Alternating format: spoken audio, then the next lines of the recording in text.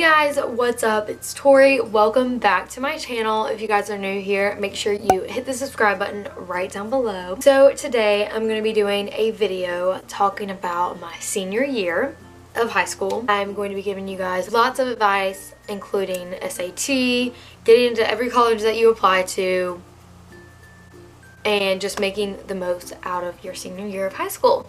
So if you guys want to hear about my senior year experience and how I succeeded, then make sure you stay tuned for the rest of this video. So first of all, I'm going to start off by saying a little bit about myself and my accomplishments, not to brag on myself, but just to make you guys aware of what I did my senior year, what I accomplished, so that way you know if you want to spend your time watching this video wondering if it's worth your while to watch, because I could be sitting here with no accomplishments saying, yeah, I'm gonna give you advice, even though I didn't follow anything that I'm saying. This is stuff that I wish I knew, but mainly this is everything that I did right. So first of all, this is for all you high school seniors, rising seniors. This is the summer, and those of you who will be a junior this coming fall. And honestly, it's for anybody who wants to watch this. You can be a freshman or a sophomore and still want to watch this, and that's really, really good, because sooner the better for this advice. So even if you're in middle school, I think this will be good to know. So yeah, and this might could help you guys in some weird way. So my name is Tori Vestal.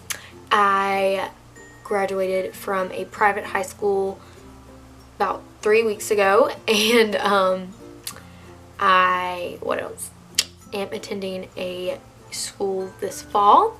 I graduated as valedictorian of my class. I maintained an A average the whole year for every class. I did dual enrollment at a local community college. I applied to 3 colleges and got into all 3 of them. What else? I did all this while playing 3 sports. I played varsity co-ed soccer, varsity cheerleading, and varsity girls basketball.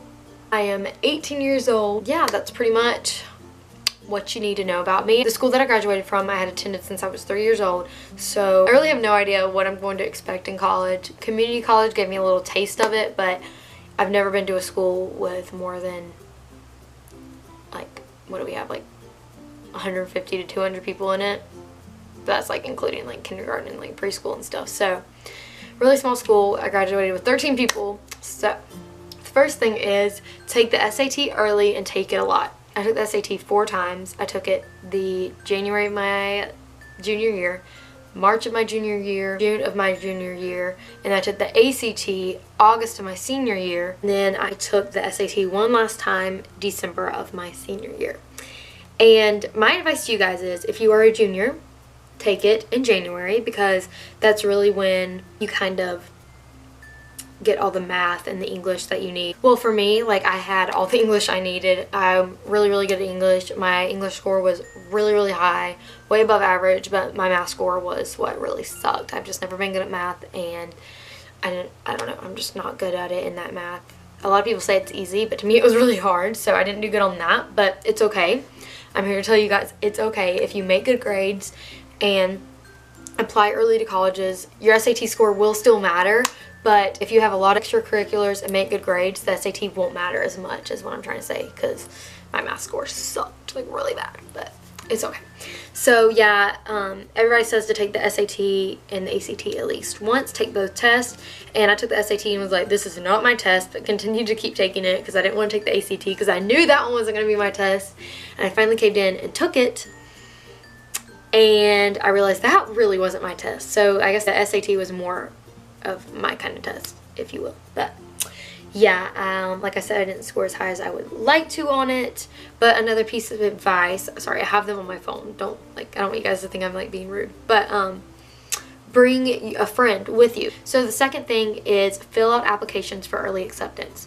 My boyfriend Brandon wanted me to tell you a story about this experience that he had. Usually schools will have early acceptance and regular decision. Yeah, that's right. Okay, I remembered it. Early acceptance and regular decision. Early acceptance usually ends about beginning of November, middle of November of your senior year. And then regular decision could end anywhere from middle of December to February or March. I want to say, don't quote me on it, but I'm pretty sure that's right. You need to fill out early acceptance, you have a higher percentage of getting in to the colleges that you apply to if you fill out early acceptance. If you wait until regular decision, all the people that filled out for early acceptance kind of get a head start of you, and it's just a little bit harder to get in. It might not be the case if you're like really smart, but if you're really smart, then you'll want to do this, trust me. But anyway, so on to the story. My boyfriend Brandon wanted to go to this specific college in North Carolina. I'm not going to say it just because I don't know if he'd want that. I didn't ask him his permission for that. So he waited about a week after the early decision deadline. It was right around Halloween when it ended, and we were just both so busy with basketball, and it was a crazy time, I remember. So he waited too late, and I remember he didn't get his letter, whether he got in or not, until end of February, March. And I got mine the middle or early January, saying that I had gotten into that school. But I applied the day early acceptance ended, like the deadline for early acceptance, and I actually sent my transcripts in, and I thought they were going to be late because I did it that day or the day before, I can't remember, but transcripts take a while to kind of transfer over. So I emailed my admissions counselor and I was like, look, I don't know if my transcripts are going to get on time. Is this going to hinder me from getting early acceptance? And they were like, yeah, your transcripts need to be in by early acceptance deadline. And I was like, crap, but they got in on time. I don't know how. That was just the good Lord. But Brandon didn't get into the college that he really wanted to go to, and I didn't really care for that college. I liked it, but it was like more my second or third choice, and I got in and he didn't, and he was going to go there and I was going to stay kind of locally here. He was really upset, but I think that's just God's way of showing you kind of where you need to go. He would have been off there and I would have been here, and that would have been about an hour and a half away, and that could have been really hard on a relationship. So I think that was just God saying that this college was better for him.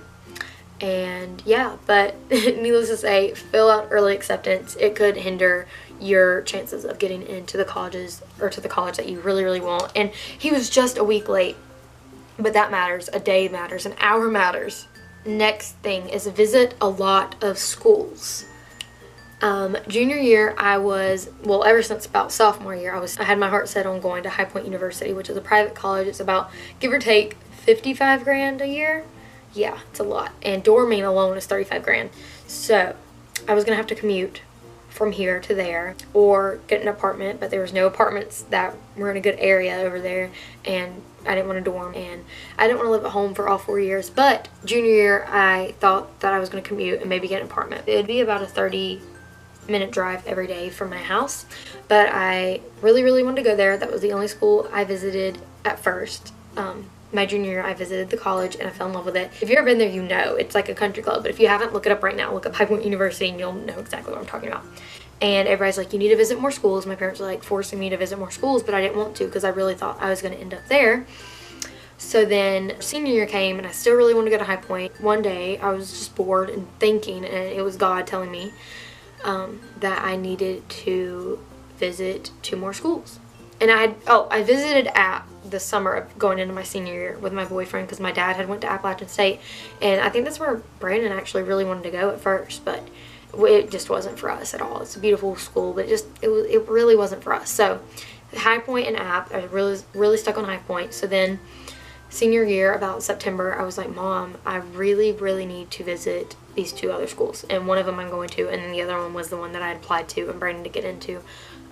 So yeah, I'm not gonna say those, but I was like, I really need to visit these schools. And she's like, okay. So I filled out my application and we set up a tour around like early November, and I fell in love honestly with both of them, but then one really stood out to me. You know, at that point I was leaning a little bit more towards the public universities than High Point, just because the expense, and I realized that living at home for 4 years was looking more probable. If I was going to that school, I couldn't get an apartment around there. The area is just a really bad area right outside the gates of High Point.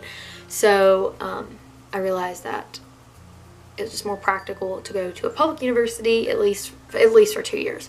So these other schools were looking really good, and I applied to the 2 and then High Point, and I found out in December I got accepted into High Point, got offered a 20 grand scholarship, and then I was leaning a little bit more towards High Point again, and then in January I found out that I got into the other two schools. Maybe it was December that I got, I don't know. But I found out I got into the other two schools, and then I made my decision about late April where I was going, and that's where my boyfriend is going, so that's really good. We'll be together. Our decisions had nothing to do with each other, trust me. He was going to go to the other one that was farther away, and I was going to stay here, but since he didn't get in, we ended up together, so I guess that's a good thing. Okay, so number 4 is take dual enrollment. And basically, if you don't know what dual enrollment is, it's where you take your high school classes as a senior, but then you also go to a local community college and either take courses there or online. And me and my best friend would drive about a 30-minute drive every morning, well, not every morning, Tuesdays and Thursdays, to go to a class that was from 8 to 9:15, and then we'd drive back to where I live and go to my school, or high school, at 10. So that was kind of overwhelming. We had a lot of sports going on then, and it was just a lot to really handle. So then second semester we decided to take course online, and that was a lot easier but harder work, whereas when I was in the classroom it was a lot easier work and it was more chill. But I took 2 English classes and made an A in each of those, and that really raises your GPA, first of all. Second of all, it can and will transfer to your college credit, so when you go into college you won't have to take that course again, or and it'll also save you money. So hopefully when I attend the school that I'm attending this fall, I won't have to take any English courses for my prerequisite classes, and it'll save a lot of money on books and just class fees, if that makes sense. So really recommend that. I recommend your first semester doing it in class and second semester doing it online, because you have to be very disciplined if you take one online. So number 5 is be very involved. Be very involved in your school.